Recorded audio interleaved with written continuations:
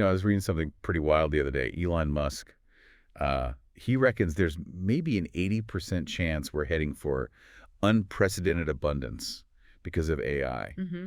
He thinks that by 2030, which is like just around the corner, AI could actually outsmart us all. Right. And then get this, within the decade after that, he envisions humanoid robots making goods and services practically free. Virtually free. Yeah, Yeah, it's a concept that still feels pretty futuristic, doesn't it? totally. For a lot of people, that probably sounds like pure science fiction, becoming reality. Absolutely. It's almost, well, utopian. Yeah. And that's precisely what we're going to dive into today. Okay. Our mission is to really unpack this bold prediction from Musk. We want to try and get a handle on his timeline. AI surpassing human intelligence by roughly 2030, and then this near-free economy maybe by 2040. Right, the timeline itself is pretty aggressive. It is. But maybe even more fascinating is exploring the reasoning behind such a claim. It actually takes us down some, well, surprising paths, linking this kind of high-tech forecast to a much broader, almost foundational idea of abundance. Ah, okay. We've been looking at some of the discussions where Musk lays out his thinking. So to get us started, what exactly are the core elements of Musk's predictions? Like, what are the key milestones he sees on this road to, well, such widespread abundance? Okay, yeah, let's delve deeper into that. First off, he seems quite confident that AI will surpass human cognitive abilities within the next decade or so. He's mentioned a time frame around 2035. 10, 12 years from now. Yeah. Following that, he talks about a massive number of robots. That's his phrase, that will be capable of producing goods and offering services at almost no cost within about 20 years after AI hits that human-level intelligence mark. So roughly by 2045. A massive number. So we're talking billions. Seems like it. And he also threw in a couple of interesting side notes, like the possibility of customizing the appearance of these robots, with different cosmetic parts. Kind of wild, right? Yeah, a bit uncanny valley maybe, but okay. What's fascinating here is just the sheer scale of deployment. He's anticipating billions of humanoid robots, he said, working to produce goods and services. That's a massive transformation of our global infrastructure and, well, the economy. No kidding. And it doesn't just stop with manufacturing and services. He also sees a very rapid takeover by autonomous vehicles. Ah, the self-driving car. Exactly.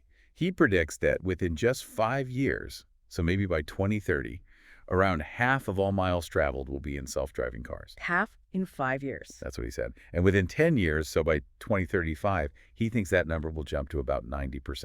That's an incredibly swift shift in transportation. I mean, the implications for existing industries, for city planning, it's staggering to even think about. It is. But the real fundamental shift, according to Musk, is this move from an economy driven by scarcity to one of, well, abundance. And he sees all this robot labor as the engine driving that change. Makes sense. If robots can essentially produce anything and provide any service at near zero cost, then the traditional scarcity of goods and services just kind of evaporates. And he also considers what that means for us humans beyond just, having access to more stuff, right? It's not just about material wealth. Exactly. He argues that if basic needs and even many wants are easily met, then our primary challenge will shift from just getting by and acquiring things to finding fulfillment and meaning in life. It's a really profound change in perspective on, what it means to live a good life. It certainly makes you reconsider what truly motivates us once those basic pressures of survival and acquisition are lessened. Now, he's not painting a completely rosy picture, though. He does acknowledge a significant downside risk. He puts it at around a 20%, maybe even just 10% chance of killer robots annihilating humanity within the next 5 to 10 years. Oof. Okay. Yeah, that's A pretty sobering thought amidst all this talk of abundance, right? Yeah, that starkly contrasts with the utopian vision and really underscores the potential dangers inherent in developing such powerful technologies.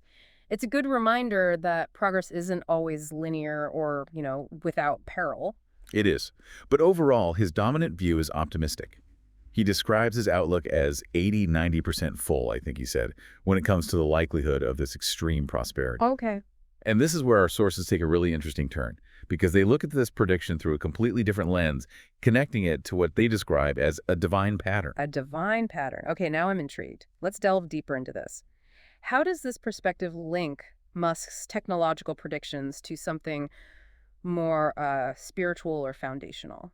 Well, the core argument is that Musk's vision of radical abundance isn't just some futuristic tech dream. It actually aligns with the fundamental way the world was, inherently designed to be. Think back to the creation story in Genesis. It's often portrayed as a garden of abundance, right? Not a desert of scarcity. Hmm.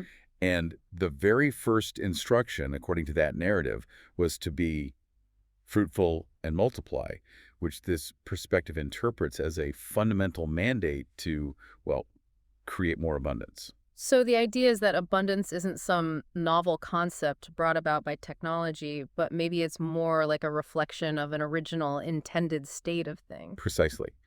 And this viewpoint emphasizes a recurring theme throughout history and also in the natural world, suggesting that natural systems are inherently designed to multiply, regenerate, and provide. Okay, like ecosystems tend towards growth and renewal. Exactly. They even use the example of Jesus feeding the 5,000 with, very little as an illustration of abundance from seeming scarcity to highlight this underlying principle. That's an interesting way to look at it, taking a religious narrative and kind of framing it as an example of a broader principle of abundance maybe operating in the world. Yeah, and it gets even more intriguing. They touch on the idea that certain spiritual principles might actually mirror aspects of quantum physics. Quantum physics. Okay, how so? Well, the concept of visualization and intention shaping reality is brought up. Just as in quantum physics, where particles can exist in multiple states until, they're observed, this perspective suggests that our intentions can play a role in shaping the future we experience. So it's drawing a connection between the power of our minds, our intentions, and the fundamental nature of reality, as described by quantum mechanics. That's a significant and potentially complex link. Right. And they even bring in a spiritual researcher named Dan Duvall, who apparently draws a connection between quantum entanglement and spirit phenomenon, suggesting that aligning our intentions with what they term God's design for abundance can actually influence reality in that direction. Wow. Okay, so it's a fascinating intersection of cutting edge technology, ancient spiritual ideas, and even interpretations of quantum physics, proposing that Musk's prediction might be tapping into something far more profound than just technological progress. Absolutely. And to support this idea of an abundance trajectory, they point to some pretty compelling historical trends. Like what? For example, global GDP has increased something like 100-fold in the last 200 years. 100-fold. Okay. Life expectancy has more than doubled in most countries in just the last century. Extreme poverty has seen a dramatic decline, especially in recent decades, from 42% down to under 10% in 4 decades. Huge improvements. Huge. Access to electricity is now nearly universal across the globe, almost 90%. And the cost of solar energy has plummeted by an incredible 99% since 1977. Those are definitely undeniable trends indicating significant progress in human well-being and access to essential resources. It certainly paints a picture of, improvement over time. Exactly. And the argument is that each major technological revolution, the agricultural, the industrial, and the digital revolutions, has consistently led to greater abundance, not less. So the AI revolution, from this perspective, is simply the next logical step in this ongoing pattern of increasing abundance. So rather than viewing AI as this potentially disruptive force that could lead to widespread job losses and increased inequality, as some might fear, this perspective sees it as more of a continuation of a historical trend towards greater overall abundance. That's the core of the argument, yeah. And they go on to suggest that AI isn't some deviation from a divine plan, but actually an amplification of it. An amplification. Yeah, the idea is that humans were granted creative authority from the very beginning, like the story of Adam naming the animals, which positions us as sort of co-creators. AI, in this light, is simply the next stage in the evolution of the tools we develop to expand our capabilities. Okay, so it reframes AI from being a potential threat to being a tool that can help us realize this inherent potential for abundance. Precisely. They argue that AI can help us recover this original divine design by overcoming artificial scarcities that maybe we've created. Artificial scarcities. And they provide some really specific examples of how AI could facilitate abundance in key areas.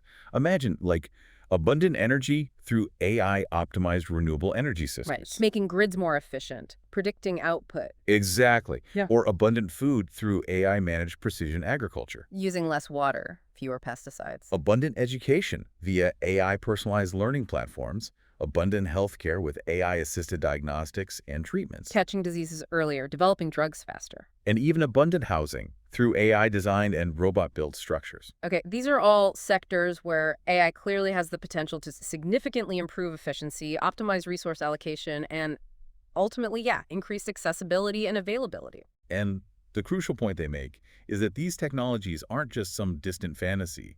They are already emerging.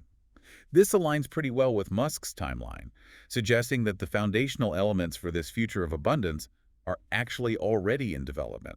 It paints a compelling picture where technological advancement and this underlying principle of abundance are kind of working in concert. Even with this optimistic outlook, that 20% risk that Musk mentioned, Mm, it can't be ignored, right? right, the killer robots, can't forget those. And this perspective acknowledges that even in a world perhaps designed for abundance, humans possess free will.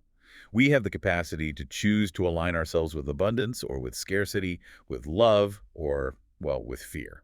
This introduces the element of human agency, doesn't it? And the possibility that our choices could either accelerate or maybe even hinder this trajectory towards abundance. Exactly. They draw an analogy to the story of the Israelites who, despite being promised abundance, apparently focused on the perceived giants in the land and allowed their fear to dictate their reality. Ah. The underlying message seems to be that our collective mindset towards AI, whether we approach it with fear and try to restrict its development, or maybe with self-interest and try to hoard its benefits, or ideally with wisdom and aim to harness it for the collective good that will ultimately shape the future we create. It really highlights the importance of our collective consciousness and our intentions as we navigate this huge technological transformation. And this brings us back to the idea of spiritual discernment.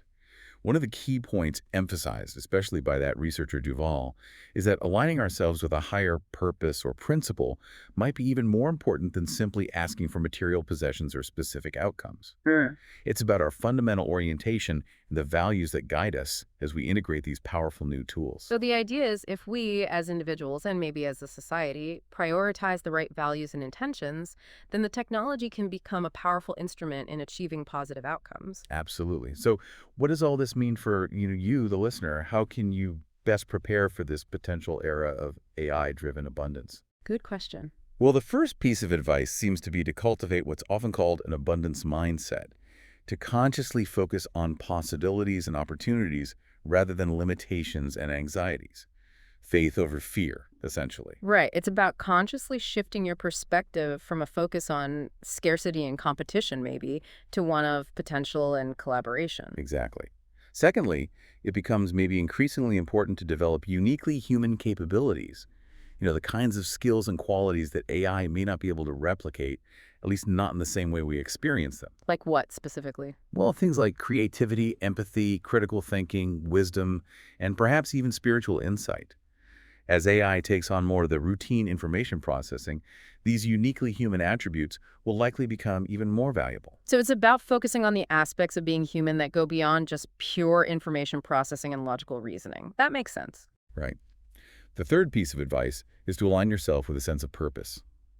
In a future where material abundance might be readily available, the real scarcity could very well become meaning and purpose. Wow. Okay. Engaging in work and activities that resonate with a deeper sense of intention and maybe contribute to something larger than oneself.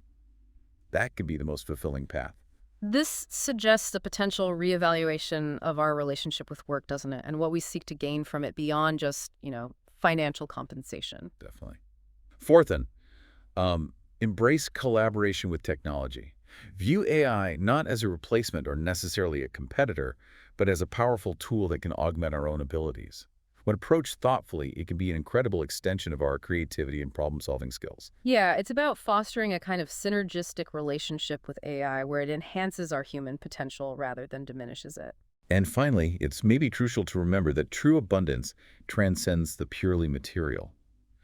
While AI might contribute significantly to material wealth, the deepest forms of abundance are often spiritual things, like love, connection, purpose, inner peace. Right. So even in a world potentially overflowing with material goods, these fundamental human needs and values will remain central to, well, a fulfilling life. So as we wrap up this deep dive, it seems this exploration of Musk's prediction, especially viewed through this particular spiritual lens, suggests that his vision of a near utopian future might not be as far-fetched as it initially sounds. Yeah. It could even be seen as a manifestation of a much larger, almost fundamental pattern of abundance. It certainly offers a counterpoint to some of the more pessimistic narratives surrounding AI, doesn't it? And presents a more hopeful, even spiritually grounded perspective on the future. It does. And it leaves you, the listener, with a really important question to ponder.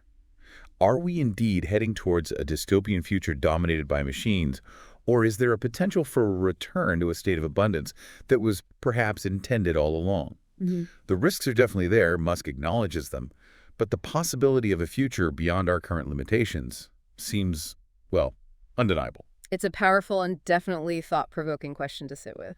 And as our source material reminds us, quoting a well-known passage, God has not given us a spirit of fear, but of power and of love and of a sound mind. Perhaps the future truly belongs to those who can already envision and work towards the abundance that is inherently possible. It shifts the focus from passively worrying about the future to actively trying to shape it with a mindset of hope and possibility. Yeah. So here's a final thought for you to consider. Reflecting on your own mindset, are you more inclined to see the giants or the promised land in this coming era of artificial intelligence? And maybe beyond just the accumulation of material possessions, what does abundance truly mean to you in your own life?